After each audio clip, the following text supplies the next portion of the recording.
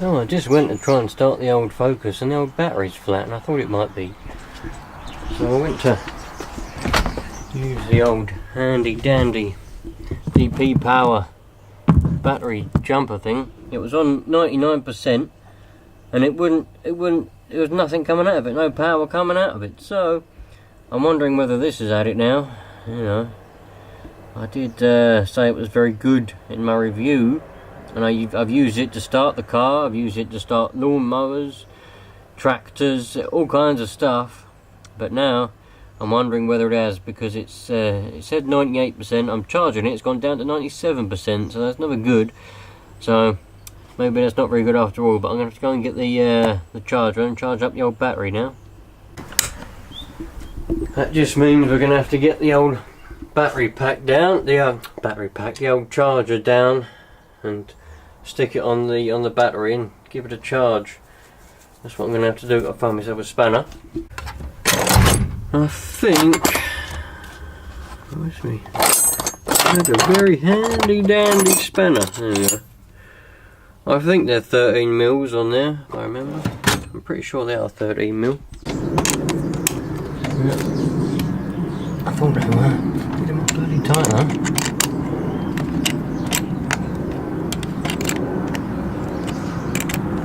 It's got absolutely no power in it whatsoever.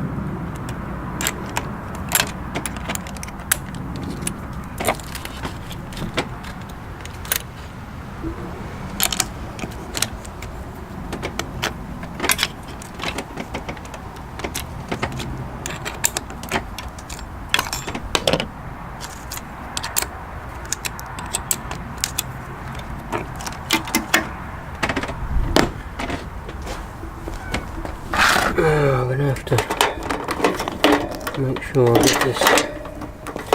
Last time I used this, it was making a funny old noise. So, don't want it on boost, we want it on normal charge. Just turned it on and it's not actually taking any amps out of there at all. And that battery's had it. There weren't even a dicky bird in here when I turned it on. Not a dicky bird. I only drove it last week. Something very strange going on with batteries. This one's been charging for nearly an hour and a half now. It's only on 98%. This one's went from taking no amps because it was completely dead to taking over 30, about 35, it was up there. Gone down to about 17 or so. And then the old batteries, my old Ryobi ones, they've gone a bit funny.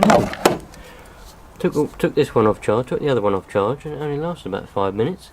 So something's going strange with the old batteries somewhere. I've still got that breather off down in there. I can't find the pipe for it. I think it went down into there and went into the intake, but I can't find the pipe for that, so that's going to have to stay off for now. I was going to get a catch tank anyway and put a catch tank on that. Just have a bit of pipe and bring it over there or something, somewhere. Nowhere else I can really bring it. There's not a lot of room under here. This is supposed to be shiny, because it only ever sits. It don't ever get driven. Everything's gone rusty. The turbo's gone rusty down there. It's probably only got about 20 miles on that. It's been on there a couple of years. Got an oil leak down there. Coolant decides it's going to go. Don't know where it goes. I've topped it up now, past the maximum, because it just vanishes. But at least we found the cause for the misfire, and we resolved that. That's a good sign. Power steering fluid is going up somehow. So, all in all, we're not having much luck at the moment. We'll have more though, we'll have more, don't worry. There'll be a spate of luck and no luck. Notice the cartridge has gone a bit rusty down there. Never mind. Needs a new air filter, it's a bit dirty. The old turbo rad's got a few dinks in it now. Probably only got about 30 or 40 miles on that actually. It's been on there 3 or 4 years. Don't ever go anywhere, does it? But that's nearly up to there now. I'm tempted to take it off charge connect the terminals back up again and see if it'll start up. What do you reckon? Well, I've hooked it up and we had power. We definitely had power. I miss looking out of that mirror through there. Every time I get in this car, I look in that mirror and I'm like, blimey, man. Blimey. The old days, man, the old days. Right, here we go. Out of the old gear. We've got the clock on. And... whee! Is it going to have enough to crank though? That is the question. It's misfiring now. It's misfiring.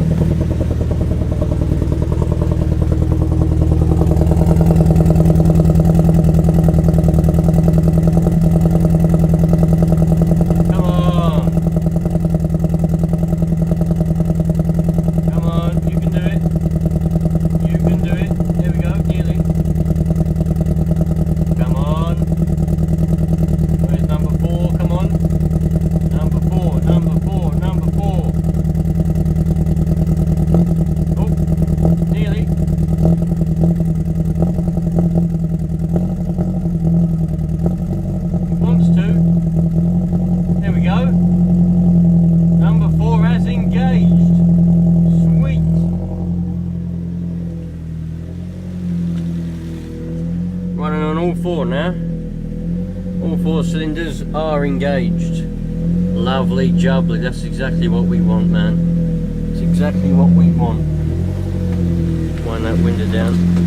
If there's something I've learned in my time alive, never close your car door if it's got central locking with the key inside, with the windows closed. I'll let you work out why.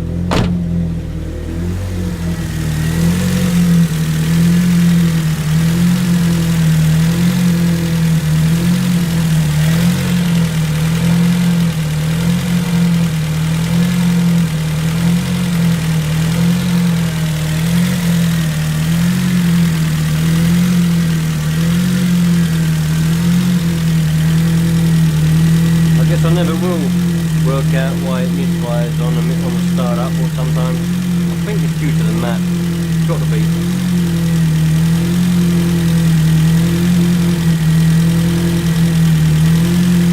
I think it's got to be.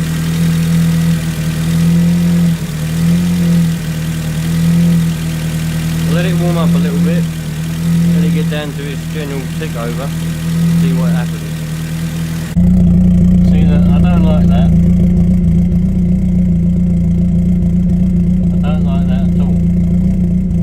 That could be where my coolant's going, you see. That could be the trouble. I'm coming here for a minute because it's a bit quieter. Now the reason is changing the head gasket ain't a big problem.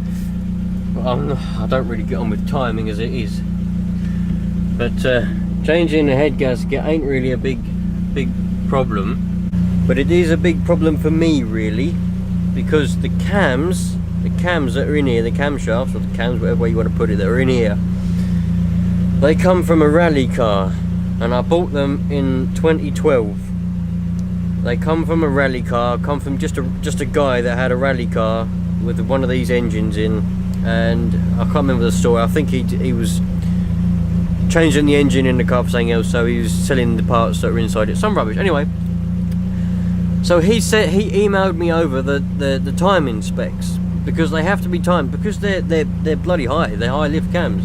They're not just ordinary cams. They're not just ones you can buy off the shelf. He had them made, and he emailed me over the timing specs. Now, I tried to time these up. Me and a mate of mine tried to put them in. We put them in and we tried to time them up.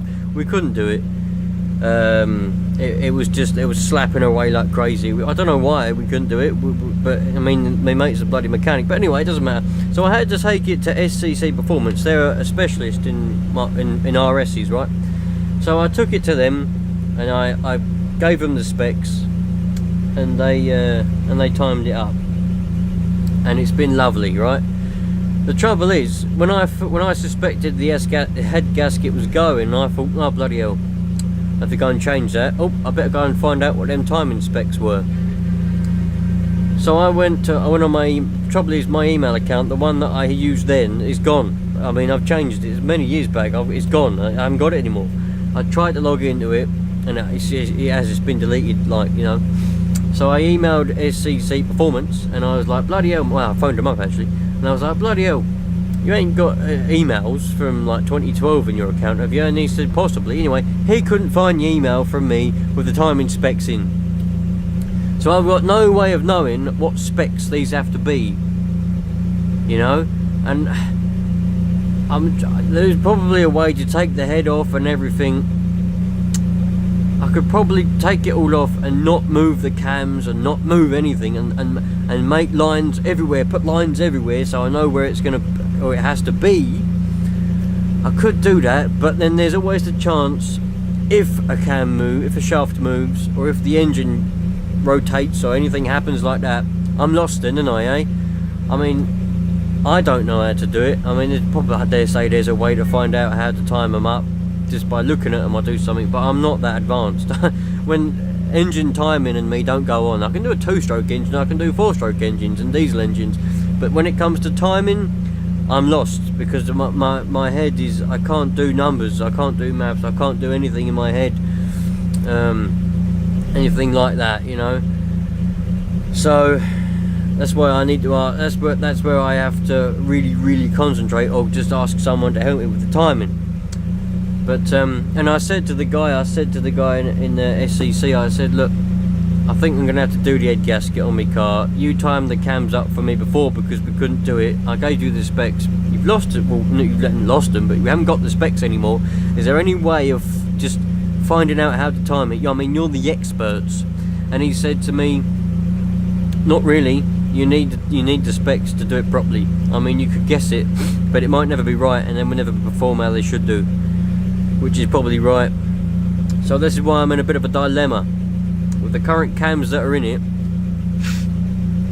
They're custom made cams. You can't buy them off the shelf. I don't care what any of you out there think, oh, we'll buy them off the shelf. You can't buy these off the shelf. These ain't Piper cams, they're not anything cams. These were custom made. This guy had them custom made.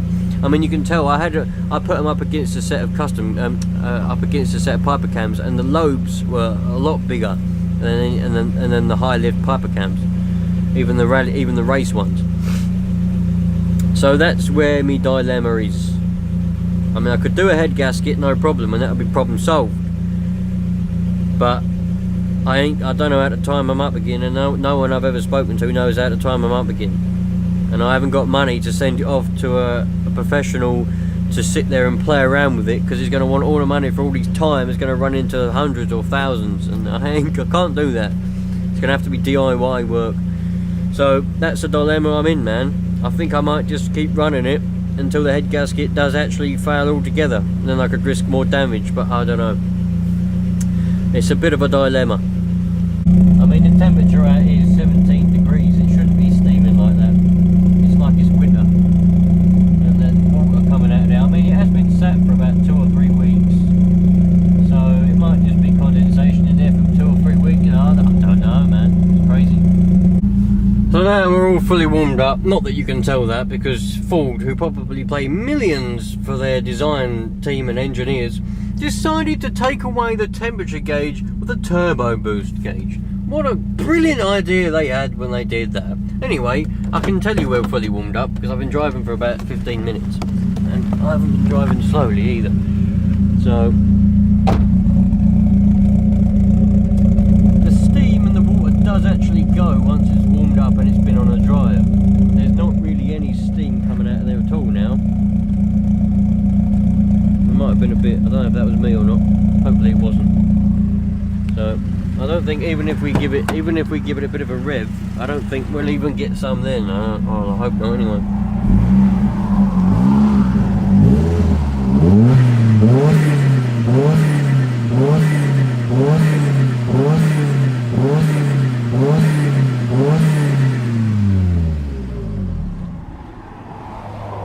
Oh, well, it conked out.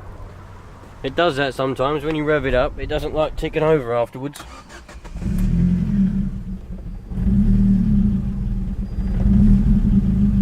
There we go. So we're back up and running again now. And there weren't any steam then. So fingers crossed we'll be alright. Maybe the old gasket ain't on its way out. I thought it was, maybe it weren't. It's a nice road there, a few cars going past every now and again. But, oh by the way, SCC Performance, there you go. They're alright, a bit expensive. I just ordered a fuel pump for this car, by the way, and SCC wanted 183. I managed to get it from, what was it, Demon, well I can't remember what it was now, not Demon Tweaks, there's another thing, Demon something Performance, they're meant to be an RS specialist, for 155, and it's exactly the same, 265 litres per, must be per hour, yeah, pump. And it's that should be alright then. Hopefully that might get rid of me problems. Misfire, I don't know, man, I don't know. It might get rid of me misfire, but I don't know what it's going to do. But I've ordered a new fuel pump for it, so the video's coming up, fitting that coming up. But anyway, for now, let's get this home. And, you know, I'm going to do a bit of shopping, the old, a bit of food. So, yeah. I can give you a bit of a sneak peek. I haven't got the key to open the bonnet at the minute. You see all the oil that dripped down there. It just dropped all the oil out. And it went all the way underneath. All that is covered in oil. Probably see it dripping down now off the frame. Probably. There you go. Bit of oil dripping. All the way underneath, all covered in oil.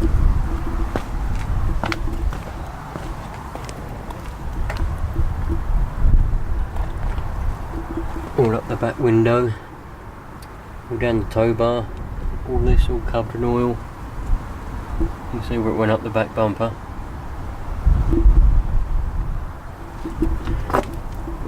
You see it all there on the exhaust, all underneath, all dripping on the driveway, all covered in oil.